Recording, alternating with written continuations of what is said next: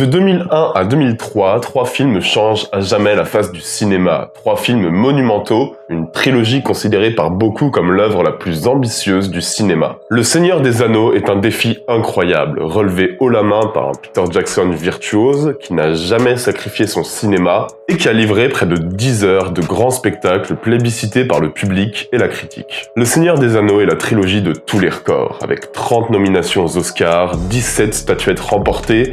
Il s'inscrit avec fracas dans la grande histoire du cinéma. Et surtout, ce projet adoucit un petit peu la famille Tolkien, qui est réputée pour être extrêmement difficile concernant les droits d'adaptation de Tolkien au cinéma. La preuve, puisqu'en 2008, Peter Jackson annonce déjà une nouvelle adaptation d'une œuvre de Tolkien, Le Hobbit, réalisé par Guillermo del Toro.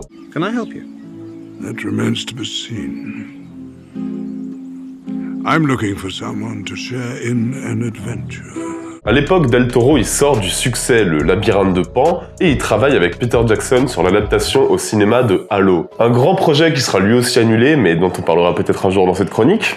Et en tout cas, même si le projet a été annulé, cette collaboration créative entre deux des cinéastes les plus en vue du moment s'est plutôt bien passée. Et Peter Jackson est fan de l'univers de Guillermo del Toro et il se dit que ce sera assez génial de voir cet univers transposer l'univers de Tolkien au cinéma. Le Hobbit est lancé, Jackson sera la production, il serait responsable aussi de la cohérence de l'univers, de la cohérence des décors, bref, de la cohérence globale du projet, mais c'est Del Toro qui inventerait les créatures qui le peuplent, qui apporterait sa touche fantastique et poétique, et le moins qu'on puisse dire, on va y revenir, c'est que le résultat aurait été très différent des 3 films Hobbit qu'on connaît aujourd'hui.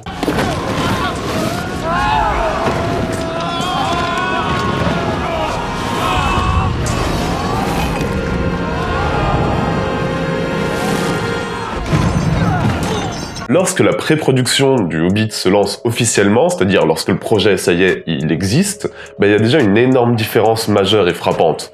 Le Hobbit sera adapté en 2 films, mais pas en 3. Un premier film donc qui raconte l'histoire du Hobbit, avec Smaug, avec les antagonistes, avec Gollum, bref, qui suit vraiment l'histoire du roman, et un deuxième film qui ferait le lien entre l'histoire du Hobbit et du Seigneur des Anneaux. En quelque sorte, tous les éléments qui ont été disséminés par Peter Jackson dans les 3 films Hobbit et qui viennent du Seigneur des Anneaux auraient été concentrés dans un seul film, ce qui aurait sans doute permis d'être à la fois plus précis et plus digeste. Le premier film sera un conte fantastique, à l'esthétique très éloignée du Seigneur des Anneaux. Le deuxième film sera un film de guerre, une sorte d'hommage appuyé à la trilogie de Peter Jackson, tout en gardant l'univers de Guillermo del Toro. Kill them all! Cut off his head!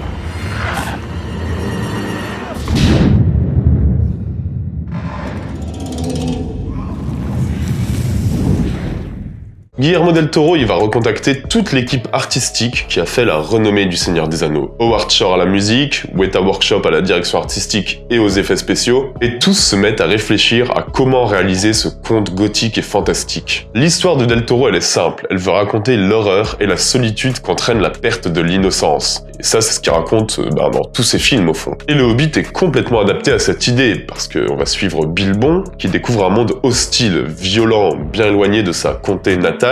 Et finalement, comme l'héroïne du Labyrinthe de Pan, sa candeur, sa naïveté se voit complètement déchirée par le chaos du monde. Chez Del Toro, que ce soit pendant la guerre civile espagnole ou dans La Terre du Milieu, en fait, un personnage candide va être complètement transporté par la violence du monde dans lequel il évoluera.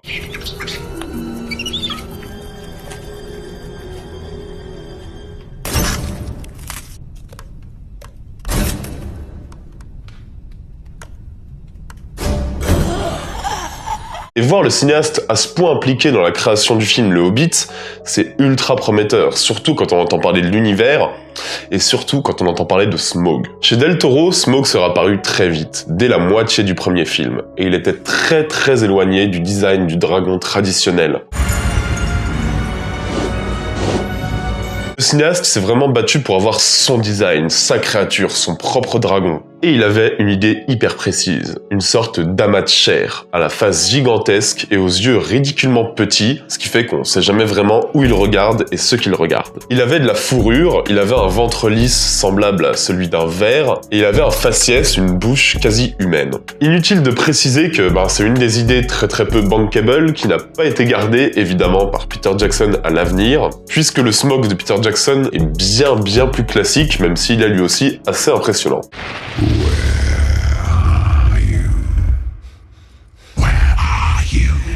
Peter Jackson, Guillermo del Toro et toute l'équipe créative travaillent activement à la préparation du Hobbit. Et depuis presque 2 ans, des storyboards, des concept art, des dessins, plusieurs versions du scénario ont été envoyées à la MGM. En 2 ans, del Toro il a pu conceptualiser parfaitement ces 2 films. Tout est hyper clair dans sa tête. Les designs, l'histoire, son rapport au précédent film, notamment ce 2e film où il voulait que tous les acteurs du Seigneur des Anneaux reprennent leurs rôles respectifs. En fait, tout est prêt quoi. On sait que chaque film va coûter environ 150 millions de dollars, ce qui est beaucoup mais pas non plus extraordinaire en vrai. Les décors sont montés, les créatures sont designées, des créatures qui sont clairement ce que Guillermo del Toro aime le plus, d'ailleurs il va le dire lui-même. Je vais surtout rajouter des créatures par rapport aux 3 premiers films. Des créatures 100% animatroniques, et d'autres en animatronique améliorés par des effets spéciaux numériques, mais je veux des créatures. Ok, du coup les studios généralement ils aiment bien quand un cinéaste est aussi clair, aussi précis dans son idée d'un film.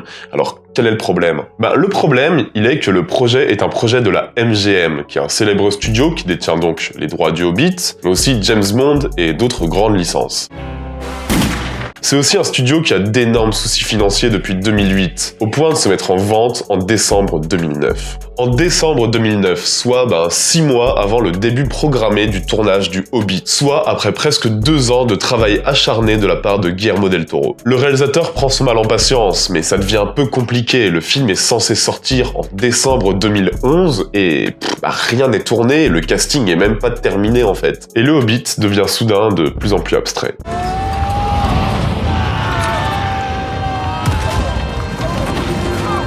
Le truc, c'est que quand tu travailles sur un tel projet, rien d'autre n'existe. Tu peux pas vraiment te consacrer à autre chose. Et donc, ça fait plusieurs années que Guillermo del Toro se consacre à un film qui apparaît de plus en plus lointain, sachant qu'en plus, son dernier projet, Halo, a aussi été annulé. Et il commence un peu à péter un câble. Début juin 2010, c'est le coup de grâce et c'est officiel, Guillermo del Toro quitte le projet. What helped you make that decision? There was no other choice.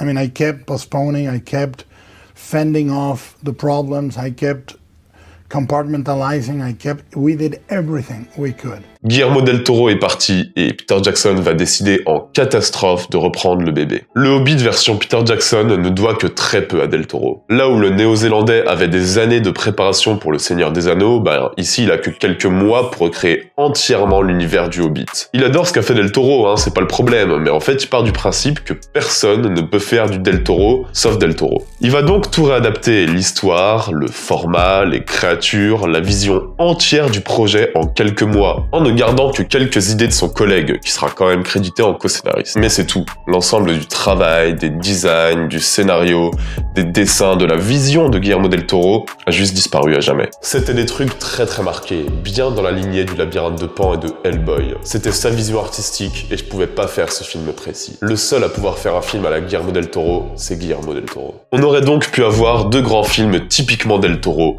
une vraie vision d'un grand cinéaste sur le monde de Tolkien. Et quand on sait à quel point Peter Jackson est ressorti, mais complètement dégoûté du tournage des 3 films Hobbit, qui a été fait dans la précipitation et dans le chaos le plus total, on se dit qu'avec un peu plus de préparation, on est quand même passé à côté d'un énorme projet, quoi. On aurait pu avoir une vision complètement inédite de Tolkien si Guillermo del Toro avait réalisé le Hobbit. How hard was it to walk away from that film after working on it in pre-production for so long? It doesn't get harder than that. I mean, it's the hardest decision I've ever taken. I have incredible heartache. I feel terrible about it. It's very hard. It's getting a little easier to talk about it, but essentially it's like you've been recently widowed and everybody asking you exactly how your wife died.